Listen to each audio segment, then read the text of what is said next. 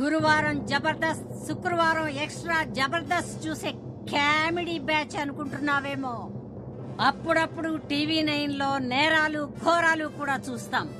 You know what I mean to say? పూతరేకులు తింటూ మొగల్ రేకులు చూసే బ్యాచ్ మీరేం చేస్తారే? ఏయ్, పూతరేకులు గీత రేకులు అన్నావంటే ఇంటి పైన ఎనప రేకులు ఎగిరిపోతాయి. జాగ్రత్త. నువ్వు 100 సంబంధాలు తెచ్చినా ఇలాగే చెడగొట్టి దొబ్బుతాం. నీ ఇంటికి ఎవడొచ్చినా వాడికి పెట్రోల్ బొక్క, టైం బొక్క. పక్కూరోడొచ్చినా, సిటీ వాడొచ్చినా, అబ్రాడ్ వాడొచ్చినా ఇద్దే రిపీట్ అవుద్ది. గుర్తు పెట్టుకో, ఇద్దే రిపీట్ అవుద్ది. Let's go girls. మమ్మల్ని వదిలేండి బాబు. మీకు మీ సిటీ ఛానల్ సంబంధానికి నమస్కారం. ఏ పదండి. కాదండి నాన్నగారు, అంటే ఈ పెళ్ళి ఆగిపోయినట్టేనా నాన్నగారు? మీరేం చేయలేరా నాన్నగారు? అంటే మన రైస్ మిల్ క్లోజ్ చేసిన వాడు, ఈ పెళ్ళి ఆపేసిన వాడు ఆ కార్తీగాడు. అతన్నే నేను పెళ్లి చేసుకోవాలా నాన్నగారు? అమ్మా అమ్మా, ఏం తెలియదు దీనికి. లోపలికి వెళ్ళమ్మా, తీసుకెళ్ళు. సత్తే, బీపీ మిషన్ తీసుకురా నాన్న.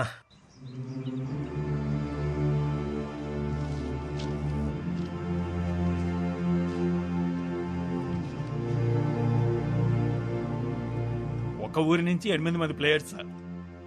మీకు రూల్స్ తెలుసు కదా? వాళ్ళకి ఆడడం తెలుసు సార్. అసోసియేషన్కి అడ్డుకోవడం తెలుసు సార్.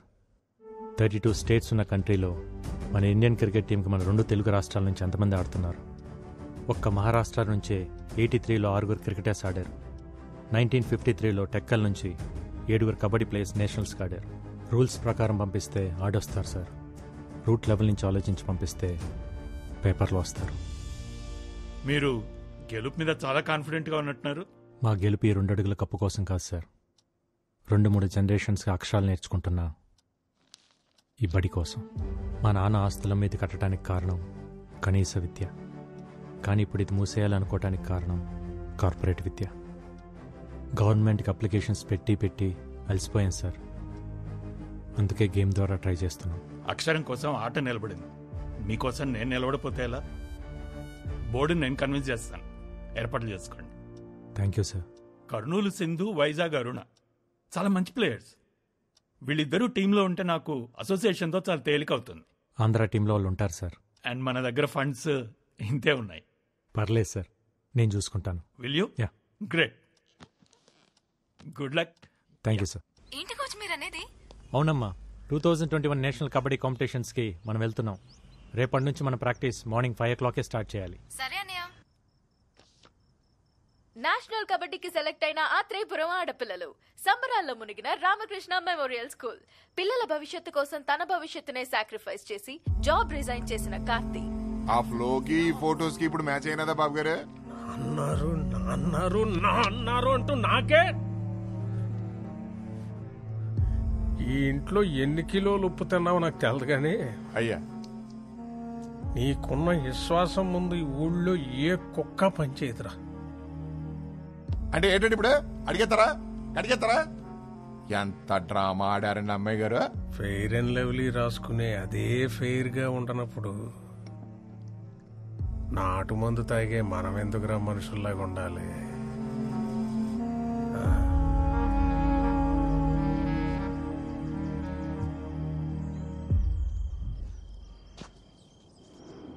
ఇంకెవరు రాలేదేంట్రా? ఓసారి ఫోన్ చేస్తానాగండి.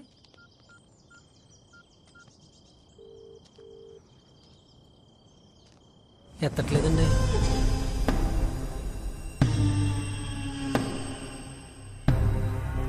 సీత ఏటి గోళ? ఏమా సత్యవతి, అన్నవరం ఏటిదంతా? కబడ్డీ తెలుసు కదా అని చెప్పి వాళ్ళతో కబడ్డీ ఆడుకున్నారు. మరి వాళ్ళ కోపం వచ్చి క్రికెట్ ఆడుంటే మీ పిల్లల పరిస్థితి ఏమయ్యేది? మగాడు బ్యాట్లాటోడు, ఆడది బంతి. బ్యాట్ వెళ్ళి బంతి మీద అడ్డ, బంతి వెళ్ళి బ్యాట్ మీద అడ్డ. ఆడాళ్ల బతుకులే బౌండరీ లైన్ అవతలు పడేది. మేము ఊరికే కొట్టలేదండి, మమ్మల్ని కామెంట్ చేశారా? చేస్తారు. పొట్టి పొట్టి బట్టలు వేసుకొని పొలం గట్లంట, గోదావరి గట్లంట గెంతుతుంటే కామెంట్స్ చేయరా? ఇది పల్లెటూరు తల్లి. ఇక్కడ ఆడపిల్లలు వేసుకునే బట్టలు లెంతను బట్టి క్యారెక్టర్ డిసైడ్ అయిపోద్ది. ఏదో ఆడితే పిల్లల జీవితాలు బాగుపడతాయని. ఏట్రా బాగుపడేది?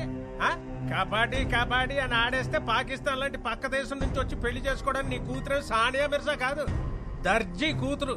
పక్కూరోడు కూడా రాడు.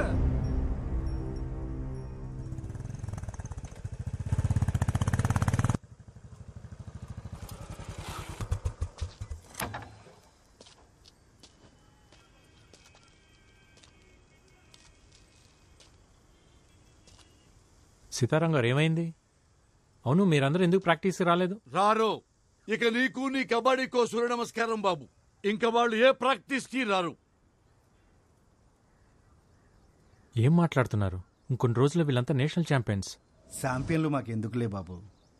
ఏట్లో 4 చేపలెట్టుకొచ్చి ఇంట్లో కూడెడితే చాలు. బంగారు పథకాల మీద ఆశ లేదు బాబు మాకు.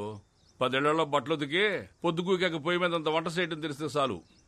చేపలు పట్టడం, బట్టలు ఉతకటం, మట్టి పిసకటం మీరు చేస్తున్నారు కదా, ఇంకా మీ పిల్లలు కూడా అదే చేయాలా? కుల వృత్తులు చేసుకుంటే పెళ్లిళ్ళన్నా అవుతాయి. ఈ కబడ్డీ ఆడితే ఖోఖోలు, కోతి కమ్మసిలు ఆడేవాళ్ళు కూడా దొరకరు బాబు. ఎందుకు అలా మాట్లాడుతున్నారు? మొన్న మీరు నూజివేడులో గెలిచినప్పుడు జిల్లా స్పెషల్లో వీళ్ళు చెడ్డీలు వేసుకున్న ఫోటోలు చూసి మా అక్క ఫోన్ చేసింది. ఒరే దానికి పెళ్లి చేసి మా ఇంటికి ఎందుకు పంపిస్తావురా, రికార్డింగ్ డాన్స్ కి పంపిస్తామని తిట్టేసింది. పద్ధతి అంటే బట్టలేసుకునే విధానం కాదు, బతికే విధానం.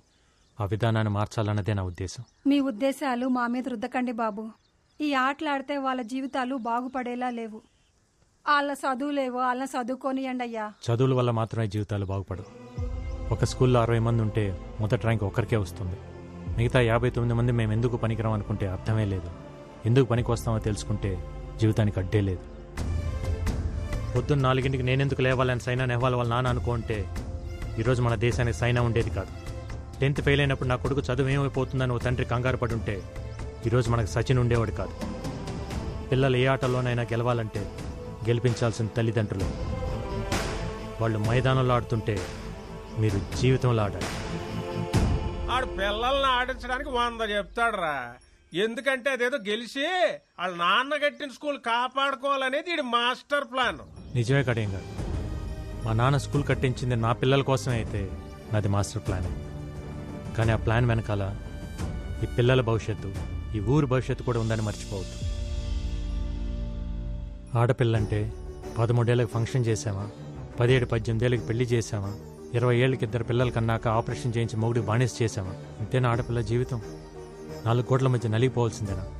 2 అడుగులేసి గడప దాటి బయటికి రాకూడదా? మన దేశంలో మగాళ్ళు కనీసం 60 ఏళ్ళు బతికి చచ్చిపోతున్నారు. ఆడాళ్ళు కూడా 60 ఏళ్ళు బతుకుతున్నారు, కానీ 20 ఏళ్ళకే చచ్చిపోతున్నారు. చంపేద్దాం వీళ్ళందరినీ 20 ఏళ్ళకే. నేషనల్ కబడ్డీలో గెలిస్తే స్పోర్ట్స్ కోటాలో ఉద్యోగం, మంచి సంబంధం, మంచి జీవితం. మనం అన్నం తింటుంటే దాంట్లో మట్టి వేయడానికి చాలామంది రెడీగా ఉంటారు. అన్నం తినాలా, మట్టి తినాలా డిసైడ్ చేసుకోవాల్సింది మనమే. ఏట్రా అట్టా చూస్తారు? కీటో డైట్ అంటే కొబ్బరి నూనెలు తాగేయడం, క్యాన్సర్ గడ్డలు తగ్గుతాయంటే కషాయాలు తాగేయడం, కప్పులు వస్తాయంటే కళ్ళు అప్పగించేయడం. ఎవడు ఏది చెప్తే అది నమ్మేడివే. ఆడ ఢిల్లీలో ఉన్న ఆడపిల్లల సెక్యూరిటీకే దిక్కులేదు. ఈ లేచి నుంచి వెళ్ళి వాళ్ళని ఎవరు పట్టించుకుంటారు? ఆడించాలని చెప్పాను రా. రాఖీ కట్టారు. ఒక కోచ్లా కాకుండా ఒక అన్నయ్యలా చెప్తున్నాను. ఈగ వాళ్ళకుండా ఇంటికి తీసుకొస్తాను. ఆలోచించండి. విన్నారుగా, అందరూ బాగా ఆలోచించుకోండి. నేను మాత్రం నా కూతురు పంపడం. పద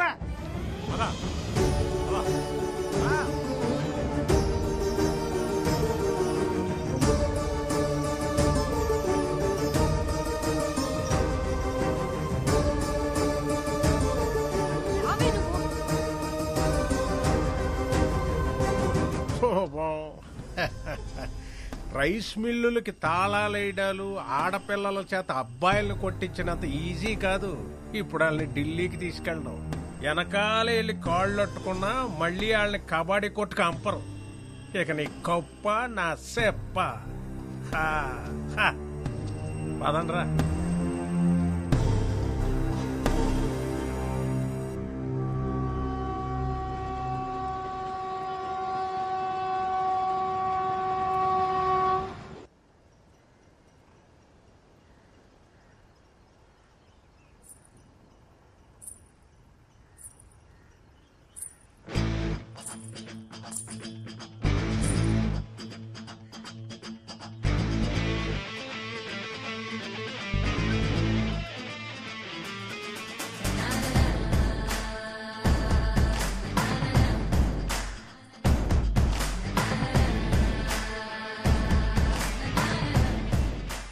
ఆ కడియం గారి చెప్పుడు మాటలు విని భయపడిపోయాం. కానీ నీ మాటలు విన్నాక ఉండలేకపోయాం. ఇన్నాళ్ళు మా పిల్లలు గడప దాటి గ్రౌండ్ దాకా వచ్చారంటే అది నీ మీదున్న నమ్మకం వల్లే. ఇప్పుడు ఆ నమ్మకం మధ్యలోనే ఆగిపోతే ఎలా బాబు?